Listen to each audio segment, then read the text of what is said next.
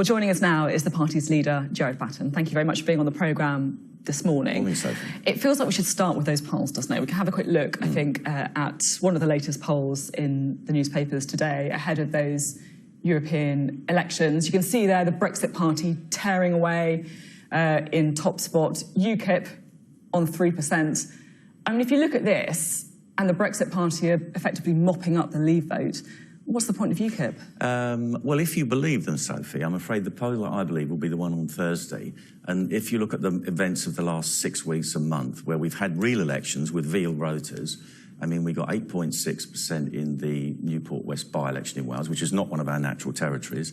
In the local elections, just a couple of weeks ago, we got 56% in Derby. We got 40% in Sunderland. We were getting high teens and 20s in other places. Brexit party wasn't standing, though. That's the key, isn't it? It wasn't standing, and I feel that a lot of this is designed to be a kind of a self-fulfilling prophecy. I don't actually believe the polls. I think Brexit party is being bigged up because it doesn't represent a real domestic threat after the European elections. And I think the only poll that I'm really going to take notice of is the one on Thursday. And as I'm going around the country, and we've gone round in our campaign bus for the last couple of weeks talking to people, we're still picking up enormous support as we go out and talk to ordinary people. So how many MEPs has UKIP lost under your leadership then? Well, they lost a few before I came along, Sophie, so not fair to say that they all went under my leadership. Some of them have gone. And of course, Nigel in the second term managed to lose 45%, which didn't really get widely reported on. That's just the way it went. You still lost 16 Well, MEPs. we've lost some of them, and some of them went, quite amusingly, I think, went off to Nigel because they thought that they'd get a better chance of the top of the list seat under Nigel, and he's only actually ended up taking 2 of them with him. And how about councillors? How many councillors have you lost? Well, the actual figures were we lost 67 seats, we won 31, so we had a 36 net loss. So it wasn't as bad as been reported. So since you've become leader, you've lost 268 councillors. I mean, if you look at that, do you ever think, not very good at this? Well, what's happening? Last year, when we had our first council election, I inherited a party that was just about to implode and disappear. There was no local election campaign, and we did lose about 100 and odd seats then. But I inherited no campaign. I walked straight into a maelstrom of nothing, which I'd inherited. Since then, we've built the party up. I've almost doubled the membership. We were at low of 17,000. We're now up to about 30,000. We were financially bust, about to go broke. We're now comfortably off. We have an income of about £1 million a year. We've got donations coming in. So if I look at it from that point of view, well, we're rebuilding a party that actually nearly disappeared. And I didn't do it on my own. I did it with the members behind me. If you lose your seat in the European elections, will you quit? I think if I lost my seat in London, it would be untenable for me to continue as leader. But I won't make a decision about what I'm going to do until after the European elections, because I'm getting a lot of people from within the party, overwhelming, saying to me, whatever the result is, they want me to continue. But I will base my decision on the outcome of the European elections and how I feel afterwards. I just want to put something to you, because I went on the Leave March, that happened on the day that we were supposed to leave the EU. And I was really struck by a mother and daughter who approached me. And they were keen to talk about, the fact that they voted Leave, why they voted Leave. But they were also very keen to tell me that the half of the march cheering for Tommy Robinson did not represent them as Leave voters. They were really keen for me to get that message. And I just wonder if you made a miscalculation by appearing to ally with a small minority of people who voted Leave, and in doing so, alienating some of the many, many millions of people who voted to Brexit. Well, our main focus has always been about leaving the European Union. We've had a policy on that, as you well know, for 27 years. I brought Tommy Robinson in as an advisor, and he was never a member of the party, and now he's running against us in the North West anyway, because I felt that was the right thing to do. Now, only time will tell whether that decision was the right one or not. But we've still got lots of people supporting us who don't agree with everything we say or everything I've done, but nevertheless, the big overriding issue to them is leaving the European Union. I wonder as well what that mother and daughter would think about one of your lead candidates, Carl Benjamin, as well. Well, this is... I just want to, let me just... Some of our viewers won't be familiar with the story. I'm sure they are. He said about a Labour MP, there's been an awful lot of talk about whether I would or wouldn't rape Jess Phillips. I suppose with enough pressure I might cave, but let's be honest, nobody's got that much beer. I mean, that is really upsetting, isn't it? It is a bad taste joke, which I wouldn't have made. Is it a joke?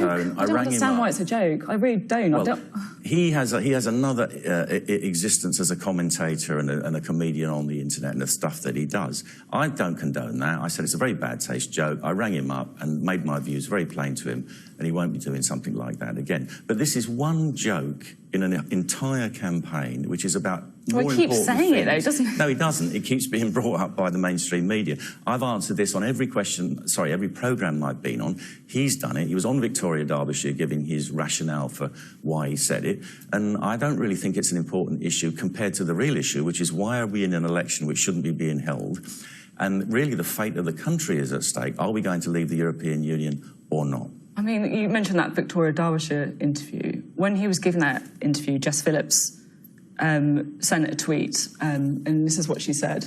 She said, "I feel sick watching Carl Benjamin chuckling along to people joining in with the language he has given them about putting a bag on my head and raping me." I mean, do you feel a bit sick? I wouldn't make a joke like that. I don't condone it, and I don't think the bag remark was in whatever he said. Does it make you feel sick when you look at some of the internet memes? I don't approve it. I mean, the internet is a pretty rough and ready place at the best of times.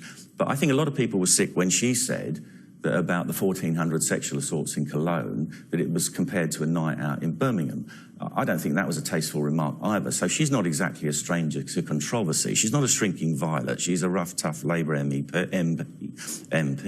She doesn't deserve it, though, does she? I wouldn't have made it, and I don't condone it. She doesn't deserve it, though, does she? No. I just want to, because you say you have been asked about this before, and you often say that, you know, the reason that you are reaching out to people like Carl Benjamin and Tommy Robinson is because they allow UKIP to reach new voices. They have this internet presence that allows you to reach new audiences. But part of me can't help wondering if they are not getting more from this relationship than you are. I mean, you're tanking in the polls. Well, you're losing councillors and MEPs. I mean, are you being played here? They're getting more from you than them, aren't they? My membership's going up. And another interesting figure that was told to me last week is that in the 18 to 25s, we are now second biggest to Labour in terms of people who in that age group who intend to vote for us and approve of what we're doing. So it's actually working. You're second to Labour? Yeah, Labour is on about 30-odd%. We were on about 14%, and everyone else is below that. I can't remember who exactly did this polling, but that was the figure that I was given. OK, I'm just surprised, because that doesn't chime with polling that I've seen. That's what I was told, and I said, "Are you sure about that?" And they said, "Yes, that's what it's saying." Now, if we're doing that, that shows me that we are reaching out. And one thing that's been said to me as well by people around the country in our branches is that they're bringing in a lot of younger people now as branch officers and branch activists, which is great, because that means we've got fresh people coming through to take us through into the next load of elections, which, of course, is going to be a general election. Now, one thing I'd like, if I might get the chance to talk to you about, Sophie, is MEPs that are elected in this next Parliament. What are they going to do? Now, your guests early on were talking about the withdrawal agreement. Now, one thing that the new MEPs will have to do, if the withdrawal agreement is passed in Parliament, is vote on it in the European Parliament. And in fact, the existing MEPs could be called back for an emergency plenary in June in order to vote on it, if it's passed by Parliament. Now, my opinion, and I've been entirely consistent about this all through the process, is that what's been cooked up by Parliament, what's been presented to them by Mrs May, is a not really leaving the EU withdrawal agreement. So if UKIP MEPs who are elected will vote against that withdrawal agreement in the European Parliament as the final step in the Article 50 process. And we are not just about rhetoric saying leave means leave. We're actually going to put the government back, or help to put the government back to square one. So then they have to leave under their own steam and under a no-deal scenario. OK, Gerard Batten, thank you much for coming on the programme. You're welcome.